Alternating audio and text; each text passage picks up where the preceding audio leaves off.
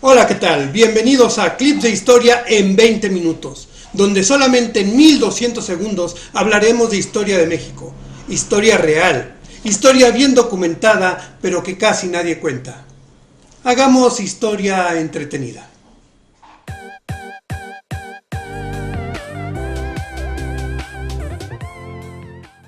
Y comenzamos. Les voy a hacer una pregunta. Quiero que no lo piensen mucho, nada más quiero que lo respondan. Si yo les pregunto ¿qué país conquistó México? ¿Qué responden? Inmediatamente, esa es la idea que tenemos. Inmediatamente les llega a su mente la idea de España. Los españoles nos conquistaron. Y es lógico, eso les enseñaron en la primaria, en la secundaria, en la preparatoria. Eso lo vemos en eventos cívicos, en libros de historia de México. Y si les digo que eso es falso, si les demuestro que eso es irreal, en solo 20 minutos les voy a demostrar cómo la historia nos ha mentido durante mucho tiempo y se los voy a demostrar con hechos. Pero para esto vamos a hacer un poco de historia. En primera vamos a hablar del origen del hombre. En el origen del hombre, el ser humano, el Homo sapiens, tiene su origen hace 150.000 o 40.000, entre 150.000 y 40.000 años dependiendo de los autores, y tiene su origen en África.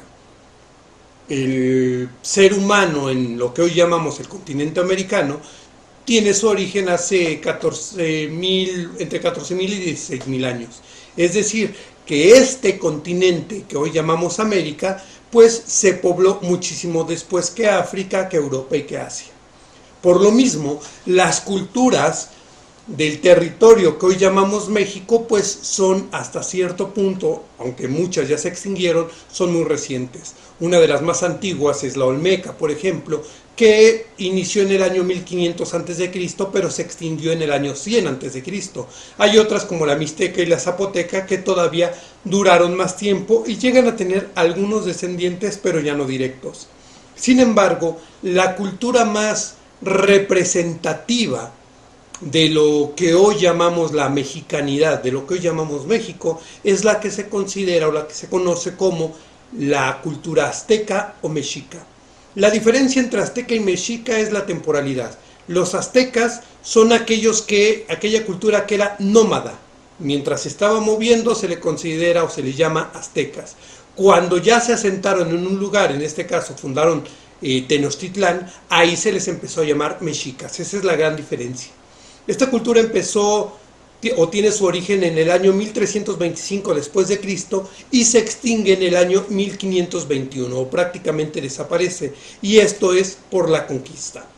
¿Qué es la conquista? Bueno, en 1492, como la gran mayoría sabemos, un marino genovés llamado Cristóbal Colón, queriendo llegar, darle la vuelta al globo y llegar a lo que se conoce como las Indias Orientales, llegó a un territorio nuevo al cual bautizaron como América. Posteriormente, otro español, llamémosle español, otra parte del Imperio Español, un soldado del Imperio Español llamado Hernán Cortés, el 14 de marzo de 1519, llega a lo que hoy es territorio que le llamamos Veracruz. Primero había estado en lo que hoy llamamos Cuba, pero este militar llega al territorio que hoy llamamos Veracruz, queriendo conquistar estos territorios. Evidentemente no iba solo, pero tampoco iba con miles y miles de soldados. Según algunos registros, no iba con más de 500. Tampoco tenía un poderío armamentístico muy amplio. Eran muy pocos los fusiles con los que iban, y eran fusiles que simplemente se podían disparar una vez y para recargarse se demoraban 3, 4 o 5 minutos. Caballos tampoco había tantos. Es decir, ¿por qué eran tan poderosos estos soldados del Imperio Español? Porque Hernán Cortés tenía muchísima experiencia, era un genial estratega junto con todos los que llegaron con él. A diferencia de las pinturas de Diego Rivera, que nos lo pintan como una persona con sífilis o una persona deforme o con joroba, Hernán Cortés era un guerrero muy prestigiado. Llegó a lo que hoy conocemos como Veracruz y empieza su peregrinar por varios pueblos, conquistando varios pueblos. En un principio trata de llegar a un acuerdo con ellos por medios diplomáticos, pero si estos pueblos no se dejaban, entonces iniciaban lo que es el conflicto bélico. No extinguían a ningún pueblo. Peleaban con ellos, los sometían y una vez sometidos les daban la opción de aliarse con ellos. De nuevo, no los estoy pintando como personas maravillosas, pero estamos hablando de una época en la cual la conquista en cualquier lugar del mundo era la forma en la cual iban creciendo los imperios. Finalmente, Hernán Cortés del Imperio Español, de la Corona Española, llega a un pueblo llamado del pueblo de los tlaxcaltecas. Los tlaxcaltecas eran un pueblo poderoso, un pueblo bélico, pero un pueblo que era muy sometido. Cuando llegan con los tlaxcaltecas, pelean con ellos y finalmente hacen la paz y les preguntan a los tlaxcaltecas, ¿cuál es el pueblo, cuál es el imperio más poderoso de esta zona? Y los tlaxcaltecas responden, sin lugar a duda, los mexicas. Cuando hablamos de los mexicas o de los aztecas, sentimos cierto orgullo nacional. Pensamos que somos descendientes directos de ellos y vemos litografías y dibujos en los cuales se nos presenta Tenochtitlán casi como un paraíso terrenal, en el cual no había enfermedades, había comercio a través de trueque, extraordinarias escuelas y todo era muy bello. En gran parte sí, tenían muchos adelantos, eran un pueblo culto en gran parte, pero también eran un pueblo muy bélico, un pueblo muy agresivo. Tenían sometidos a todos los poblados de alrededor, entre ellos a los tlaxcaltecas. Y este sometimiento hizo que tuvieran mucho rencor en contra de sus opresores. Y por supuesto, a los tlaxcaltecas y a los demás pueblos les exigían tributo, los mataban, los esclavizaban, los vejaban, violaban a sus mujeres, los sacrificaban. Un detalle que muy pocos saben es que, por ejemplo, el pozole, que tanto nos gusta, y que el pozole ahorita lo hacemos con pollo o con cerdo, hay que entender que antes, aquí, en este territorio que hoy llamamos México, no existían los cerdos. Los cerdos fueron traídos del viejo continente. Pero el pozole desde siempre tuvo carne. ¿Qué carne le ponían al pozole los mexicas? Carne humana. De sus esclavos o de aquellas personas con las que peleaban o de los pueblos sometidos, mataban, sacrificaban a la gente y le ponían carne humana al pozole. Así como lo escuchan, esto es cierto, búsquenlo. Los mexicas eran caníbales. Entonces imagínense la situación de los pueblos aledaños, imagínense la situación de los tlaxcaltecas. Estaban llenos de furia y llenos de ira en contra de un imperio opresor.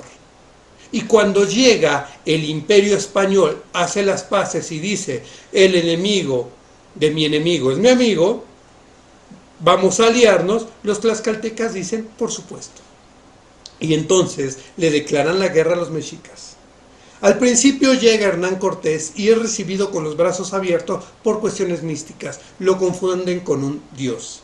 Pero después empiezan a pelear los mismos mexicas con los dirigentes mexicas que permitieron que Hernán Cortés entrara. Empiezan las batallas. Y finalmente Hernán Cortés, 2 años después de haber tocado territorio mexicano, acaba con Tenochtitlán. La caída de Tenochtitlán se debe a 3 factores fundamentales. Primero, lo extraordinario que era el ejército del Imperio Español. Eran extraordinarios guerreros, extraordinarios estrategas. Segundo, eran pocos los del Imperio Español.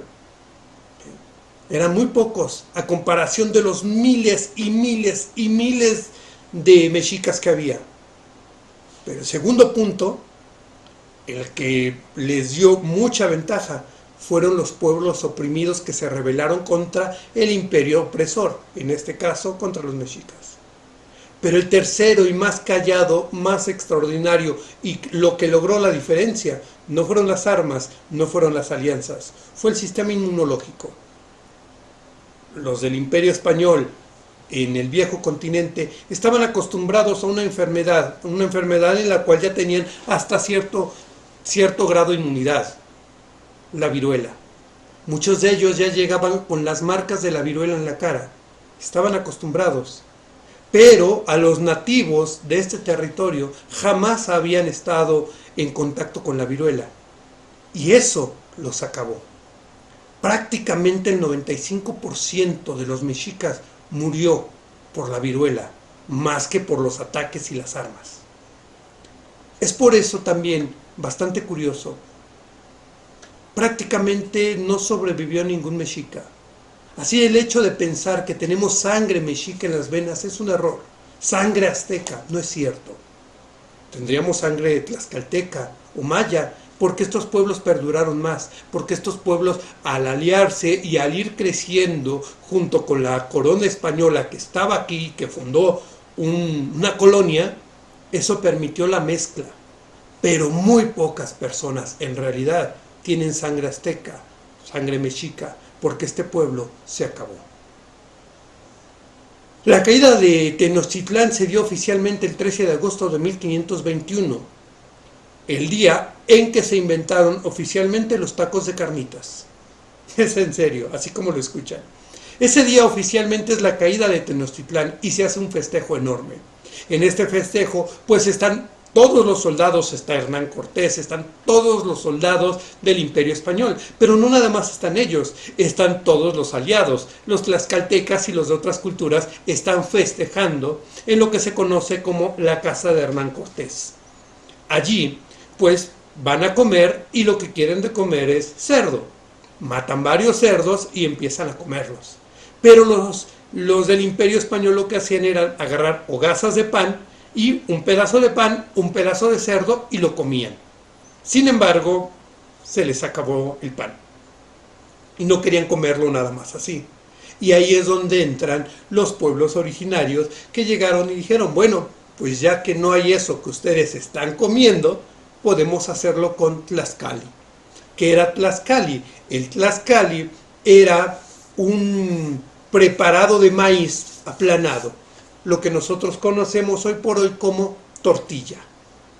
Y entonces ofrecieron las tortillas para que con eso se envolviera el cerdo, lo probaron los del Imperio Español y les encantó.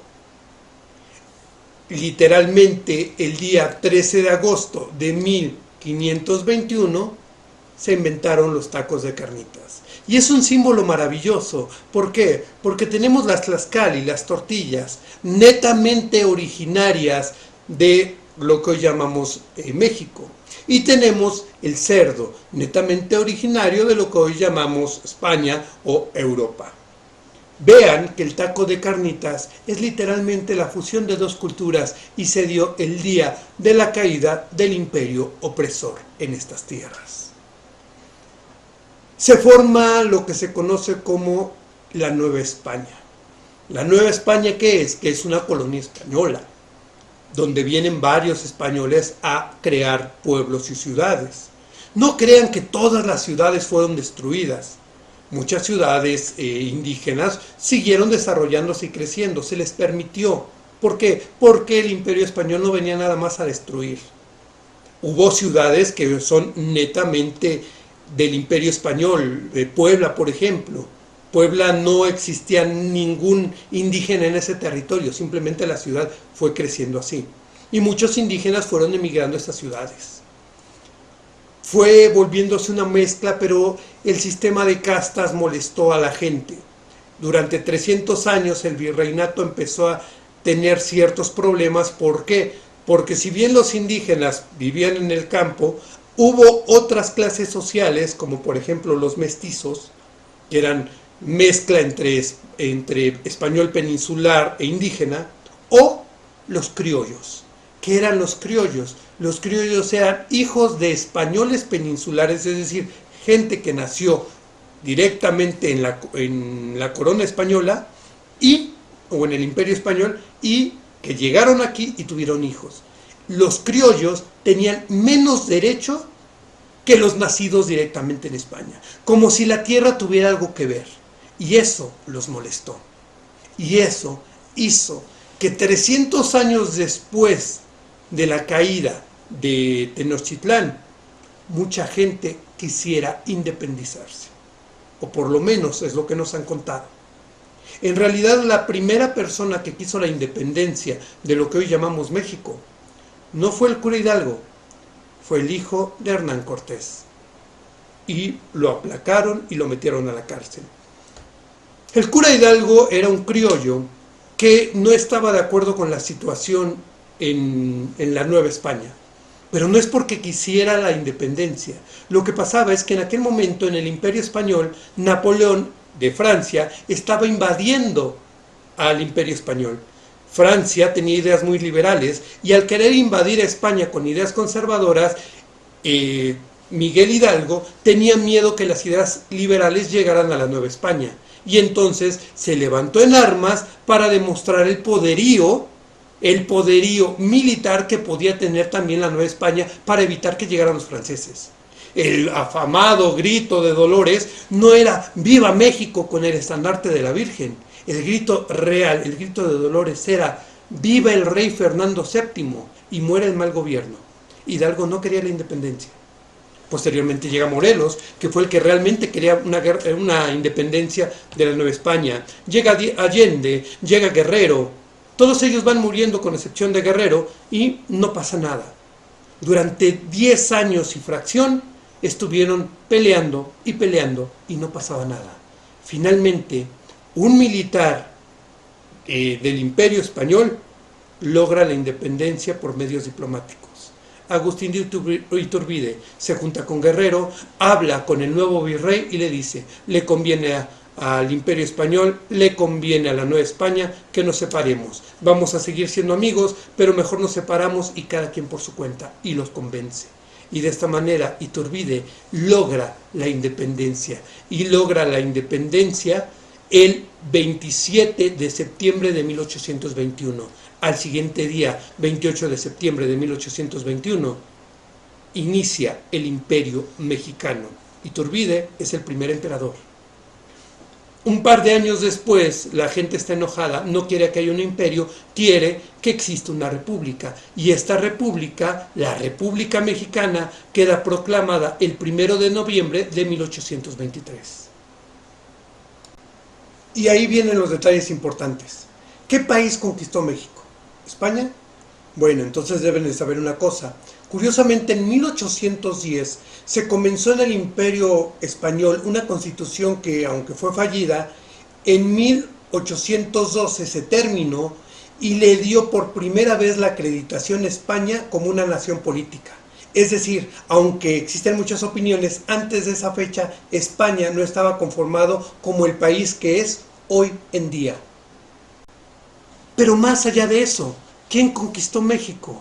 De nuevo, el Imperio Mexicano empezó en 1821. En 1821. Prácticamente el año que viene vamos a poder celebrar realmente el bicentenario de la independencia.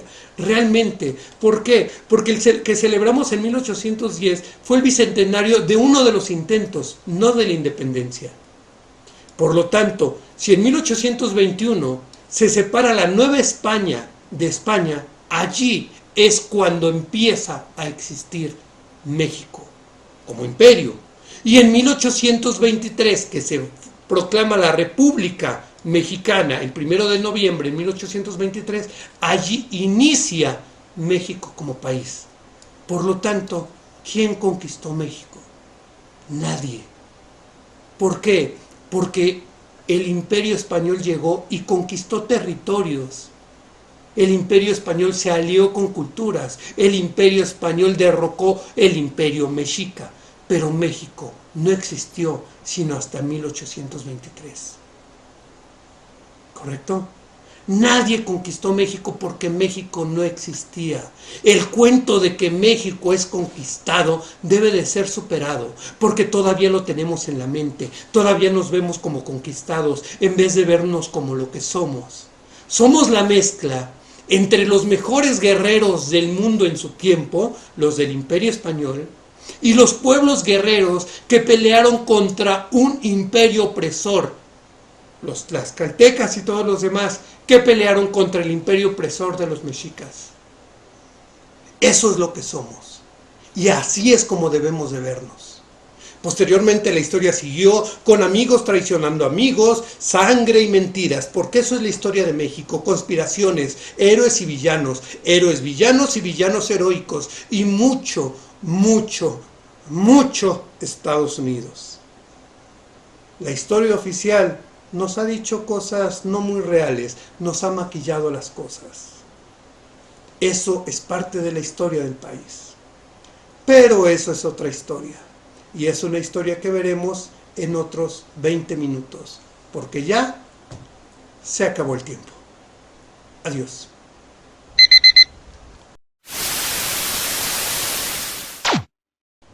Unos segundos más, no se vayan. Clips en 20 minutos es un nuevo proyecto, un proyecto en el cual buscamos dar información a niños, adolescentes y adultos. Es un proyecto educativo en el cual también estamos buscando su apoyo. Desde dar like y compartir tanto en nuestros canales de YouTube como de Facebook, así como aportaciones económicas voluntarias de parte de ustedes, a través de nuestras cuentas bancarias o de nuestra cuenta en Patreon, donde ustedes pueden patrocinar este proyecto y obtener algunos beneficios adicionales. Les agradecemos mucho su colaboración, les agradecemos mucho su apoyo. De nuevo, desde un like, desde un compartir o apoyándonos económicamente. Muchísimas gracias y seguimos trabajando. Hasta luego.